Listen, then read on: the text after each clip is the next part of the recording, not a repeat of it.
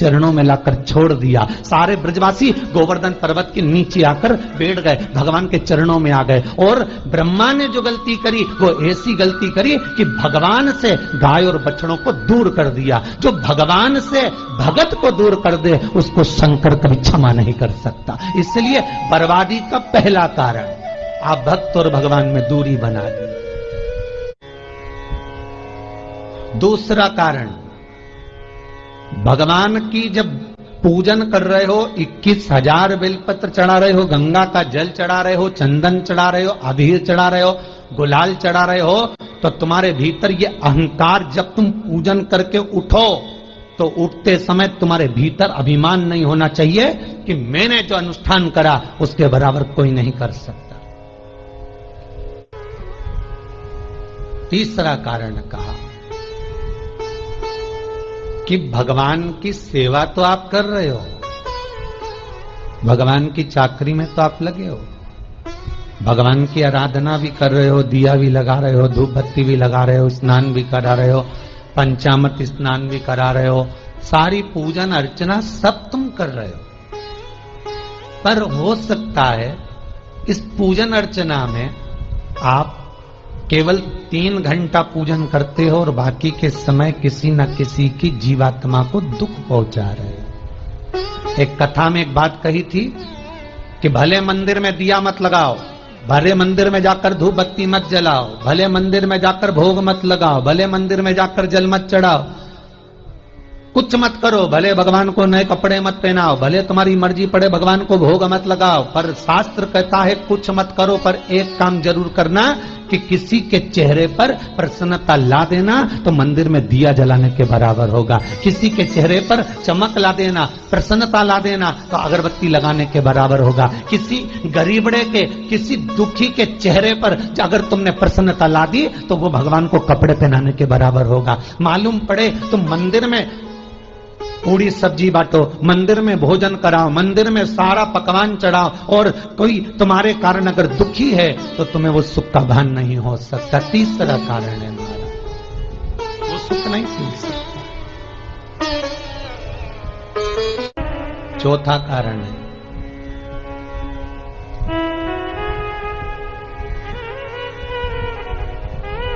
महाराज, जिस मंत्र को पढ़ा जा रहा है, जिस मंत्र का स्मरण किया जा रहा है,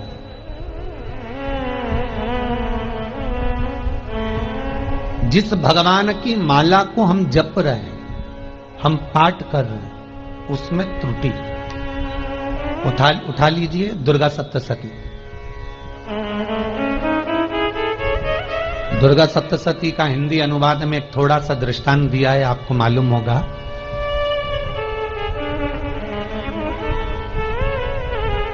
एक जजमान सप्तशती का पाठ कराते थे नवरात्रे में। नवरात्रे पूरे होते थे और उनकी पत्नी मर जाती थी।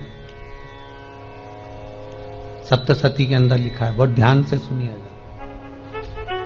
दुर्गा सप्तशती का पाठ कराते थे और पत्नी नवरात्रे के बाद 4 महीना 3 महीने के बाद मर जाती थी।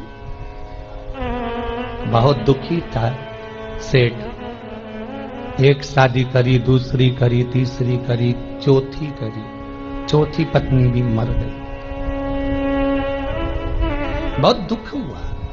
आज वो गुरुजी के पास चले गया, गुरुदेव, गुरुजी, गुरुदेव, गुरुदेव। गुरुजी बोले क्या हो गया?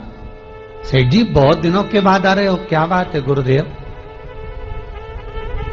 मेरे को एक बात समझ में नहीं आती कि मैं नवरात्रि में सप्तशती का पाठ कराता हूं, देवी जी का यज्ञ करवाता हूं, माता रानी को चूनर पहनाता हूं, उनको सुंदर बिछुड़ी, पायल, चुनरी सब पहनाता हूं, कन्याओं का भोजन करवाता हूं, भंडारा करवाता हूं, जवारे बोता हूं, अखंड ज्योत लगाता हूं, पर नवरात्रि जैसे ही पूरी होती है उसके 2 महीने 3 महीने बाद मेरी पत्नी क्यों मर जाती है? 4 पत्नियां मेरी मर चुकी हैं, 5वीं मैंने शादी करी है। गुरुदेव आप कृपा करिएगा, कुछ तो बता दीजिए, कुछ करुणा कर दीजिए। गुरुजी बोले जब तू सब कुछ अच्छा कर रहा है, जोत भी जला रहा है, कन्या भोज भी करा रहा है, चुनड़ी भी चढ़ा रहा है, भंडारा भी कर रहा है, जोत भी लगा रहा है, जवारे भी बो रहा है, माता रानी की सेवा भी कर रहा है, अखंड रात्रि व्रत कर रहा है, सब कुछ तूने करा, यज्ञ भी करा, फिर तेरी पत्नी क्यों मर सकती है? ऐसा हो ही नहीं सकता। नहीं गुरुदेव, मेरी 5वीं शादी है गुरुदेव, अब की बार आप कृपा करिए। गुरुजी ने कहा तेरे पंडित जी को अनुष्ठान पर बुला, मैं कमरे में बैठकर सुनूंगा सप्तशती का पाठ, तब मैं ध्यान करूंगा। गुरुजी अंदर के कमरे में जाकर बैठ गए, ब्राह्मण पाठ करना प्रारंभ करा और ब्राह्मण ने पाठ करना प्रारंभ करा। उसमें एक शब्द आ गया, भार्यंतु भक्षन्तु, भार्यंतु भक्षन्तु। उसमें बोलना था भय पीड़ा को, हे जगत जननी तू भक्षण कर जा, पर ब्राह्मण बोलता था भार्यंतु भक्षन्तु, मेरी पत्नी को, मेरी भार्या को तू भक्षण कर दे। पंडित जी जैसे ही बोले, गुरुजी बाहर निकल कर आ गए। पंडित जी को रोका, रुकिए गुरुदेव, आप हर साल अनुष्ठान कर रहे हो जजमान के यहाँ और बोल देते हो भार्यंतु भक्षन्तु, हे देवी तू मेरी पत्नी को खा जा, तो माँ हर बार उस पत्नी को निगल जाती है। निवेदन है, शब्द सुधार लीजिए, शब्द ठीक है। चौथा कारण है कि आप जो पाठ कर रहे हो, आप जो पूजन कर रहे हो, आप जो अनुष्ठान कर रहे हो, उसमें कुछ ना कुछ गलती जरूर हो रही है। ये चौथा कारण है।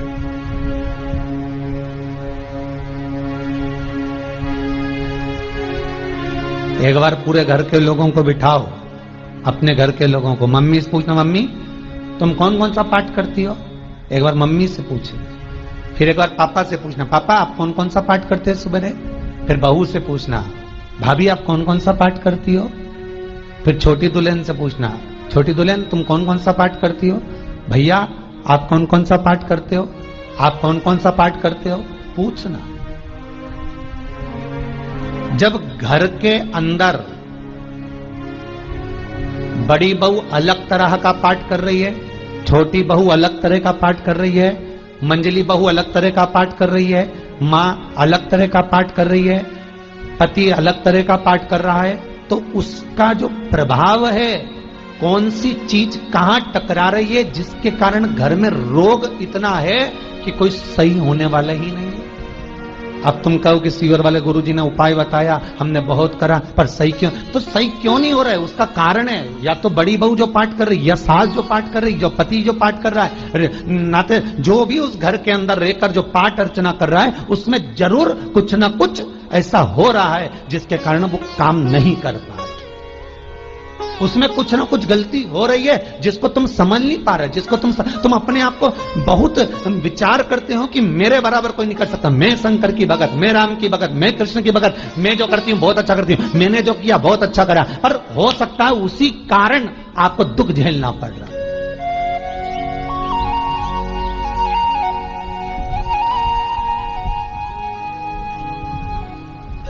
उसी के कारण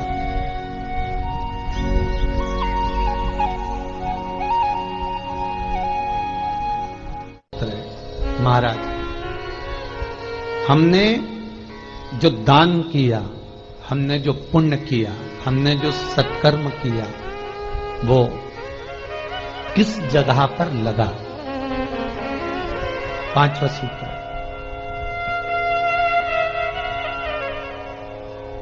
जो आप दान कर रहे हो, जो आप पुण्य कर रहे हो, सत्कर्म कर रहे हो, वो किस जगह पर लगा? ये 5वां सूत्र। फिर निवेदन करेंगे, गाय, बेटी और लक्ष्मी 50 बार विचार करना, तब किसी को देना। बेटी किसी ऐसे को मत ब्याह देना जो जुआ खेलता हो, मदिरापान करता हो, मांसाहार करता हो, वेश्यावृत्ति करता हो। वो बेटी का सम्मान नहीं करेगा, बेटी रोएगी तो कन्यादान करने वाले को रोना पड़ेगा। दूसरे नंबर पर गौ माता, गाय ऐसे ब्राह्मण को दान मत देना कि ब्राह्मण के घर में खुद रहने की जगह नहीं और गाय को ले जाकर तुमने दे दिया, और उस ब्राह्मण ने जब तक दूध दिया बांध कर रखा, एक तगाड़ी बाल्टी साड़ी के चक्कर में ले लिया, सोने के सींग के चक्कर में ले लिया, और बाद में वही गाय कसाई के हाथ में बिक गई और कसाई ने काटा तो बद्दुआ तुमको लगी।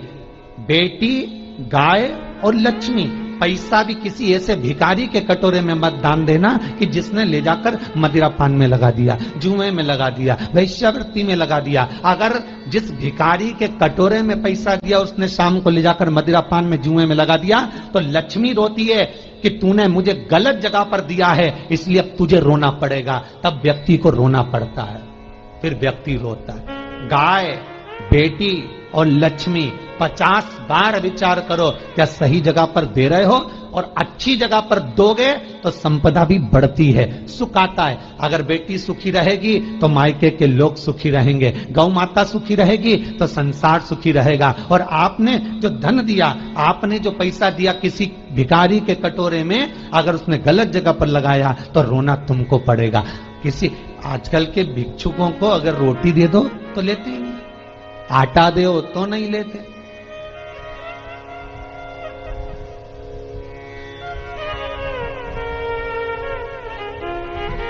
पहले के समय में जो भिक्षुक आते थे ना, तो रोटी बनी हुई मांगते थे। बूढ़ी बूढ़ी माताएं जानती होंगी, चिमटा बजाकर, घुंघरू बजाकर कहते थे भोजन, तो 2 रोटी निकाल कर दे दी जाती थी घर से। लो बाबा, तो माता इतना प्रेम रखती थी, केवल रोटी नहीं देती थी, बाबा बैठो हम सब्जी लाकर देते। इतना प्रेम था बुजुर्ग माताओं का, बैठो।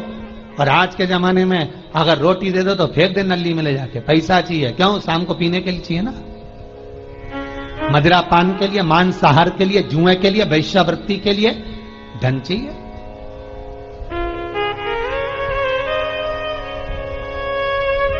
भोपाल के और इंदौर के, इंदौर का राजवाड़ा चौराया और भोपाल का लाल घाटी चौराया, इन दोनों चौराहे पर इतने से बच्चे लोग भीख मांगते हैं, और उनकी माताएं और उनके पिता रोड के किनारे पर चिलम लगाते बैठे रहते हैं, पांव लंबे करके पड़े हैं, और ये कमा कमा के उनको दे रहे हैं। और धन्य हैं ऐसे लोग जो उनको दान भी दे देते हैं। जिसको जरूरत है उस तक कुछ नहीं पहुंचता। अभी भी 4-6 महीने लॉकडाउन चला, जिसको जरूरत थी एक एक रोटी की, उस तक कुछ नहीं पहुंचा, और जिसके पास में पहले से भरा हुआ था उसने और ले जाके भर लिया। जिसको जरूरत थी उस तक नहीं पहुंचा। अभी ठंड आ रही है, बहुत सारी संस्थाएं कंबल बांटेगी।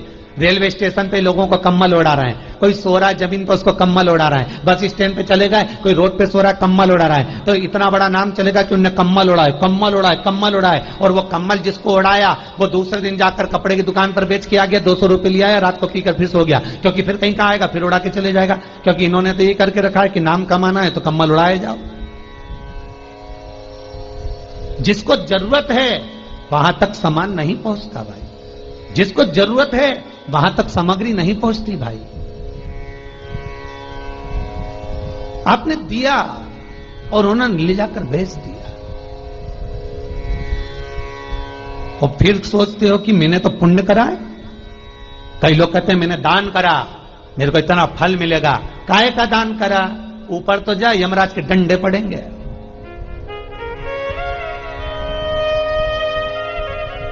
रेल में, ट्रेन में आप बैठ जाओ, रिजर्वेशन कोच में छोटे छोटे लड़के आते हैं, अपना कपड़ा उतारते हैं। सही बोलना रे भाई, जितने लोग टीवी पर कथा सुन रहे हो, छोटे छोटे बच्चे अपना कपड़ा उतारेंगे और पोछा लगाएंगे रेल की बोगी में। जब गवर्नमेंट ने स्वीपर रख रखे हैं तो तुम्हें अंदर आने का किसने कहा? कौन ने कहा कि तुम अपना कपड़ा उतार के पोछा लगाओ? और वो अपने शरीर का कपड़ा उतार कर पोछा लगाता है, आपके आगे हाथ फैलाता है, आप 1-1, 2-2 रुपए दे देते हो। वो अगले स्टेशन पर उतरता है, कोई सूंघने की सामग्री लेता है, सूंघ सूंघ के वो बर्बाद हो जाता है और कहीं कूद कर मर जाता है। उसके मरने में 1 रुपया तुम्हारा भी लगा है, इसलिए नरक तुमको भी भोगना पड़ेगा, क्योंकि उसके मरने में तुमने हेल्प करी है।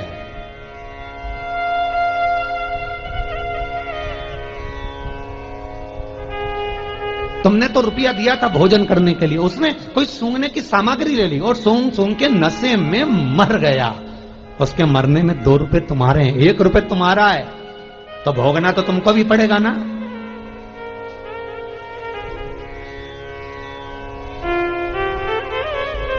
कहीं अच्छी जगह लगाओ, सत्कर्म की ओर लगाओ, तो सुख का आनंद कुछ और ही होगा, सुख का आनंद कुछ और ही प्राप्त होगा। हमारा धर्म, हमारा पुण्य, हमारा सत्कर्म।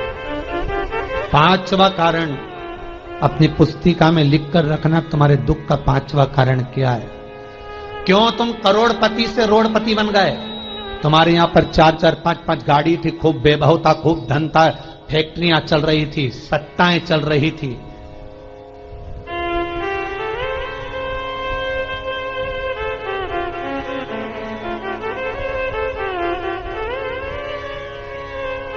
खूब सत्ताएं थी, खूब वैभव था, खूब धन था,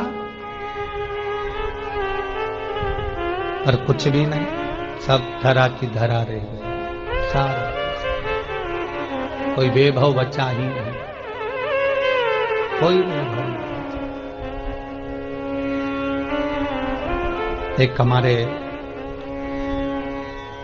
सेंधवा के भगत हैं महाराज, बड़े भावपूर्ण भगत।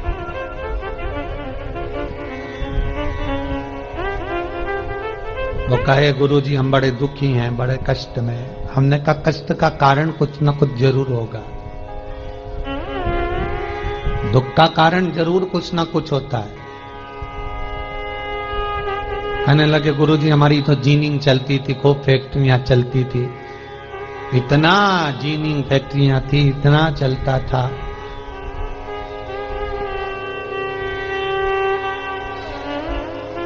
इतनी जीनिंग चलती थी, इतनी फैक्ट्रियां चलती थी, गुरुदेव बहुत दुखी हो गए। हमने कहा दुख का कारण, जो ये 7 कारण है शिव महापुराण के, लिंग पुराण में जो 7 कारण बताए हैं दुख आने के, जब फैक्ट्रियां अच्छी चल रही, जीनिंग अच्छी चल रही, व्यापार अच्छा चल रहा है, तो 7 कारण बताए हैं कि आप उन 7 कारण में से कोई कारण आपके साथ में हुआ है जिसके कारण आप रोड पर आ गए, करोड़पति से रोडपति बन गए।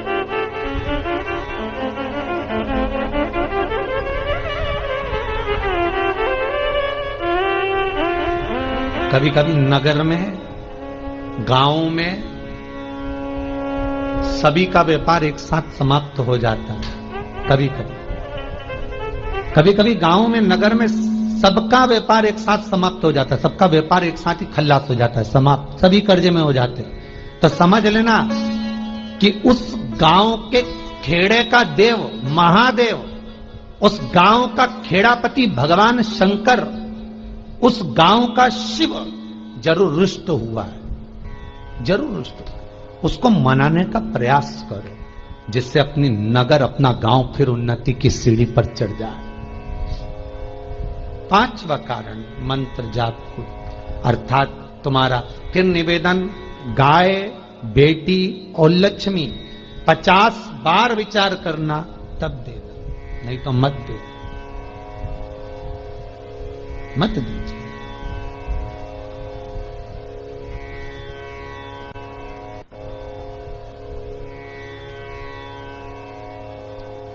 और महाराज भगवान शिव की कथा का 6ठा कारण बता, हमारे दुख का कारण 6ठा कारण,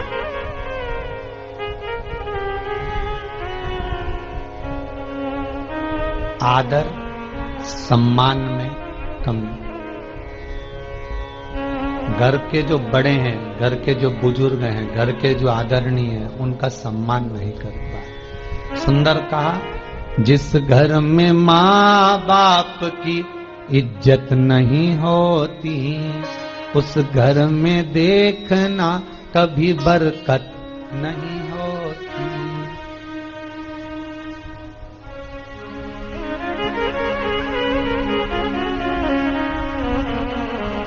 6ठा कारण है सम्मान, सत्कार, आदर ना होना। जब धन सातवां कारण,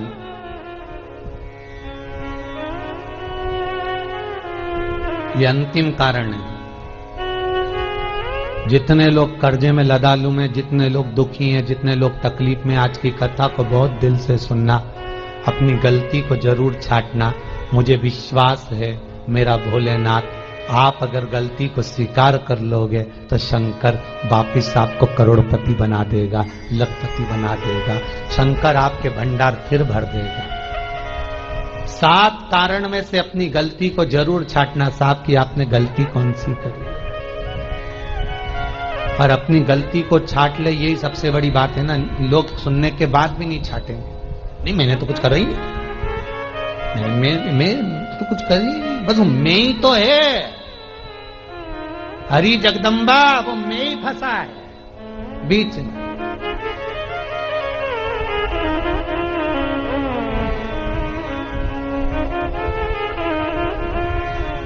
सातवां कारण,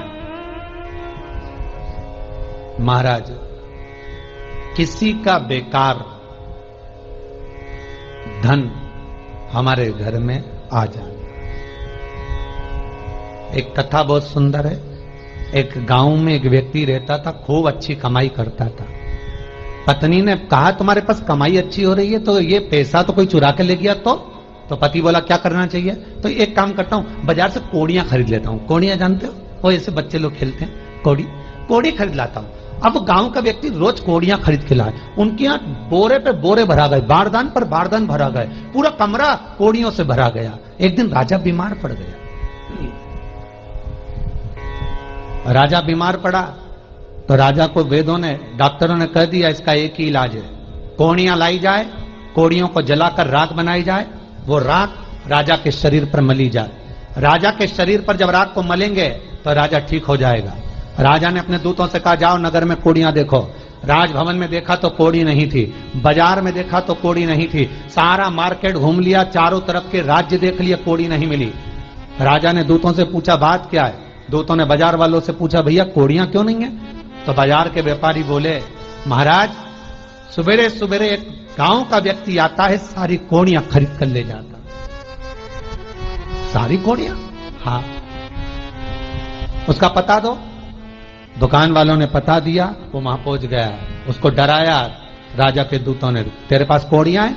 हाँ, पर मैंने अपने पैसे से खरीदी है, फ्री की नहीं है, खूब खर्चा कर कर मैंने कोड़ियां जोड़ी हैं। राजा बीमार पड़ा है, कोड़ियां ला के दे। उसने मना करा, दूतों ने डराया, ठीक है लो। उन्होंने बारदान खोल लिया, झोला खोल लिया, बैग खोल लिया। राजा के दूतों ने बैग खोला, वो गांव का व्यक्ति एक थाली में कोड़ियां लाता, उस पर हाथ फेरता और झोले में डालता जाता, फिर भर कर लाता, फिर हाथ फेरता, फिर झोले में डालता। राजा के दूतों ने कहा एक बार में पूरा बारदान उठाकर क्यों नहीं दे देता, ये बार बार हाथ क्यों फेर रहा है।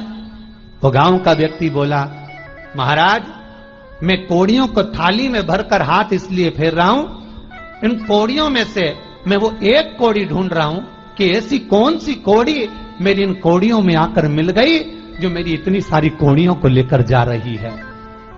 बस वो चरित्र याद करना कि एक कोड़ी हमारे घर में कोई ऐसी आ जाती है जो सारी रखी हुई कोड़ी को लेकर चली जाती है। और जिंदगी में घर में धर्म की, पुण्य की, सत्कर्म की एक कोड़ी ऐसी आ जाती है जो शिव महापुराण की कथा करवा देती है। वो कोड़ी को ढूंढना कि वो कोड़ी कौन सी है। जो अच्छा काम करवा रही है अच्छी कोड़ी आई होगी, सत्कर्म करवा रही है अच्छी कोड़ी आई होगी, और मालूम पड़े एक कोड़ी ऐसी आ गई जो डॉक्टरों में भरवा रही है, सारा की सारा धन मेडिकलों में लगवा रही है, पुलिस में लगवा रही है, कहीं गलत जगह पर लगवा रही है, कहीं एक्सीडेंट में लगवा रही है। जो कोड़ी गलत जगह पर धन को लेकर जा रही है, समझ लेना कि वो कोड़ी बेकार आ गई जो सारा का सारा बर्बाद करने में लगी हुई है। उस कोड़ी को पहचानो कि वो कोड़ी कौन सी है। 7वां कारण शिव महापुराण का, लिंग पुराण का लिख कर रखना कि एक कोड़ी ढूंढना कि वो कोड़ी कौन सी घर में आ गई जो हमें बर्बाद कर कर चली गई है। तो कोड़ी को ढूंढिए, वो रुपये को ढूंढिए, वो 1 रुपया कौन सा आ गया, वो धन कौन सा आ गया जो हमें बर्बाद कर गया, कैसा आया।